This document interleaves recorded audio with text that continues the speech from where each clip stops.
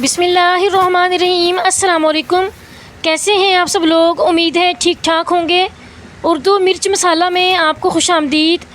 5 کروڑ کی گاڑی چلانے والی ذہنی مریضہ، کیا آپ نے کبھی کوئی ایسا ذہنی مریض دیکھا ہے جو کسی کمپنی کا اعلیٰ عہدیدار ہو، روز آفس جاتا ہو، کمپنی کے بورڈ آف ڈائریکٹرز کی میٹنگ میں شامل ہوتا ہو، جو 5 کروڑ مالیت کی لینڈ کروز چلاتا ہو اور جس کے پاس گاڑی چلانے کا لائسنس بھی ہو؟ نہیں دیکھا نا؟ تو ان سے ملیے، یہ ہے نتاشا اقبال صاحبہ، گل احمد کیمیکلز کے مالک دانش اقبال کی بیوی، جنہوں نے اپنی کروڑوں کی گاڑی سے کراچی یونیورسٹی کی طالبہ اور اس کے والد سمیت 4 لوگوں کی جان لے لی۔ یہی نہیں، ابھی ان جانوں کے ضیاع کے علاوہ کچھ زخمی بھی ہیں۔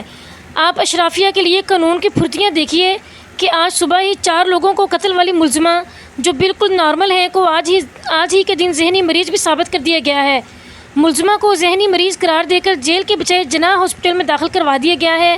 وکیل کے مطابق ملزمہ ذہنی مریضہ ہے، پچھلے 5 برس سے زیر علاج ہے اور ملزمہ گھر والوں کو بتائے بغیر گھر سے گاڑی لے کر سڑکوں پر نکل آئی تھیں۔ جج صاحب نے عوام کو الو بنانے کے لیے ملزمہ کو صرف 1 دن کا ریمانڈ دیا ہے، جس کے بعد ملزمہ کی ضمانت ہو جائے گی اور یہ ذہنی مریضہ اپنی دولت کے بل بوتے پر جرم کی قید سے آزاد ہو کر اپنی دولت پر عیش کرے گی۔ اگر واقعی یہ ذہنی مریضہ اس قدر خطرناک تھی تو گھر والوں نے اسے باندھ کر رکھنے کے بجائے لائسنس کیوں بنوا کر دیا اور لینڈ کروز کی چابی سامنے کیوں رکھ دی؟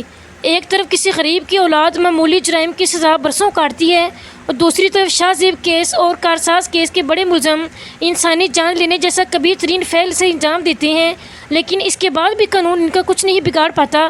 اپنے پیسے کے بل بوتے پر یہ انصاف کی دھجیاں بکھیر کر آزاد گھومتے ہیں۔ دنیا کی عدالت سے تو بچ جائیں گے، لیکن اللہ کی عدالت اور وہ دن جس کا وعدہ ہے آ کر رہے گا، اس دن ہر ظلم اور ظلم کا ساتھ دینے والا کٹہرے میں کھڑا ہوگا۔ اس دن دنیا میں کمائی دولت بھی کچھ کام نہ آئے گی، بے شک انصاف ضرور مل کر رہے گا۔